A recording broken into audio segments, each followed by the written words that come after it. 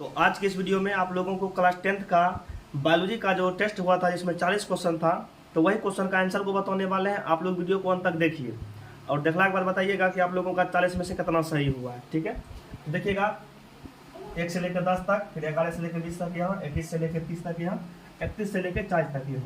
देखिएगा पहला क्वेश्चन, इसमें जो पहला क्वेश्चन है कहता है कि पुष्पी पादपों में लैंगिक जनन होता है। तो पुष्पी पादपों में लैंगिक जनन जो होता है ये फूलों के द्वारा होता है। एक का आंसर बी हो जाएगा, एक का आंसर हो जाएगा बी। 2 नंबर का क्वेश्चन कहता है निम्नलिखित में से कौन एक लिंगी पादप का उदाहरण है। तो पपीता और तरबूज, ऑप्शन सी में पपीता है, 2 का आंसर सी हो जाएगा। 3 में कहता है कि फूलों में नर जनन अंग होता है। तो फूलों में जो नर जनन अंग होता है वो पुंकेसर होता है, 3 का हो जाएगा ए, 3 का ए हो जाएगा। 4 नंबर कहता है कि फूल का कौन सा भाग फल में बदलता है। तो ये आपका हो जाएगा फूल का कौन सा भाग फल में बदलता है। तो ये आपका अंडाशय हो जाएगा। तो 4 का हो जाएगा सी, 4 का क्या हो जाएगा सी। 5 में कहता है कि एक लिंगी पुष्प का उदाहरण है, यह भी पपीता हो जाएगा, 5 का ए नंबर हो जाएगा। 6 में देखिए, 6 में कहता है कि पुष्प का कौन सा भाग परागकण बनाता है। ये आपका हो जाएगा पुंकेसर, 6 का हो जाएगा सी, 6 का सी हो जाएगा। 7 में कहता है कि पराग कोश में पाए जाते हैं। तो पराग कोश में परागकण पाए जाते हैं, तो 7 का भी सी हो जाएगा, 7 का क्या हो जाएगा सी हो जाएगा। 8 में कहता है कि बीज विकसित होता है, बीज विकसित होता है, ये आपका हो जाएगा बीजांड से।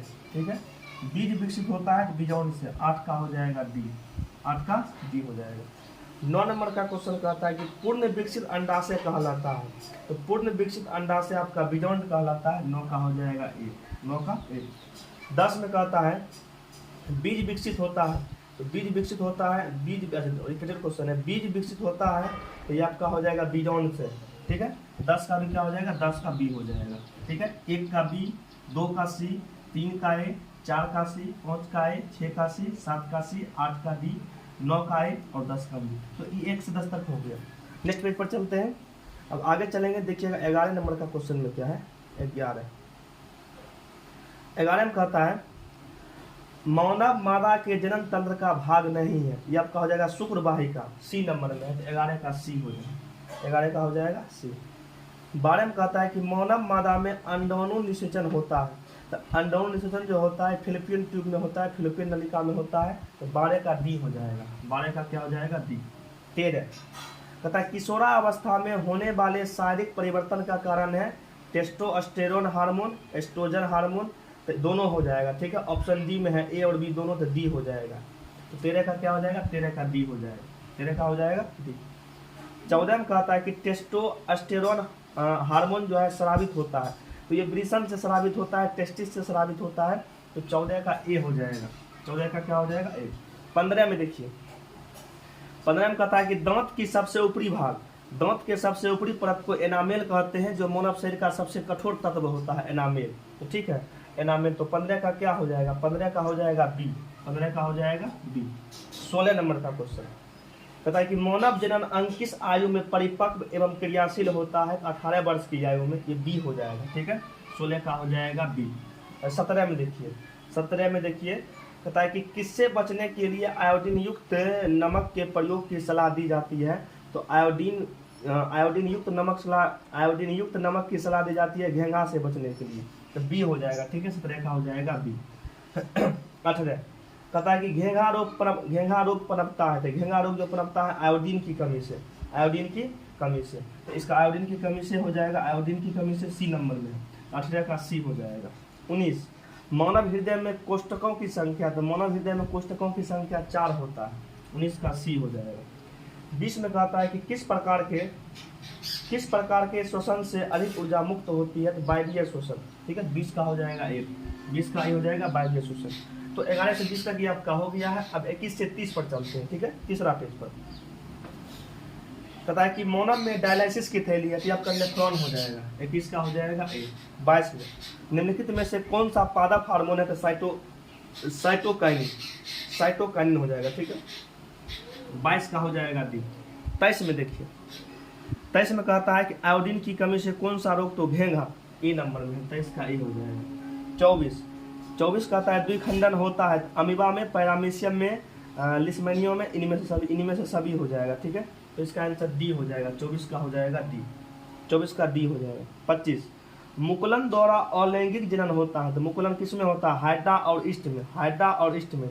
ए नंबर में हाइड्रा है, तो 25 का ए हो जाएगा। ठीक है, 26 में देखिए अलैंगिक जनन मुकुलन द्वारा होता है, तो मुकुलन द्वारा किस में होता है? ऑप्शन में ईस्ट है, तो बी हो जाएगा ईस्ट। 26 का हो जाएगा बी, 26 का हो जाएगा बी। 27, 27, 28, 29, 30। 27 में कहता है हाइड्रा में प्रजनन की कौन सी विधि होती है? तो हाइड्रा में जो होता है मुकुलन विधि होता है। ठीक है, इसका आंसर सी हो जाएगा। 27 का सी हो जाएगा, 27 का सी हो जाएगा। 28 में कहता है कि अमीबा में अलैंगिक जनन किस विधि से होता है? अमीबा में होता है विखंडन, अमीबा में होता है विखंडन। 28 का हो जाएगा बी। 29 कहता है कि निम्नलिखित में से किसमें द्विखंडन नहीं होता है? तो ईस्ट में, ईस्ट में द्विखंडन नहीं होता है, ईस्ट में जो है मुकुलन होता है। ठीक है, तो 29 का हो जाएगा बी, 29 का क्या हो जाएगा? बी हो जाएगा। 30 में कहता है कि अलैंगिक जनन की विधि है बीजाणु जनन, मुकुलन, विखंडन, इनमें से सभी, तो इनमें से सभी हो जाएगा।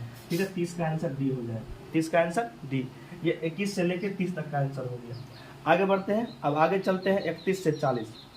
31 नंबर में है कि तिलचट्टा का श्वसन अंग है, तिलचट्टा का श्वसन अंग जो होता है ट्रेकिया होता है, ए नंबर हो जाएगा।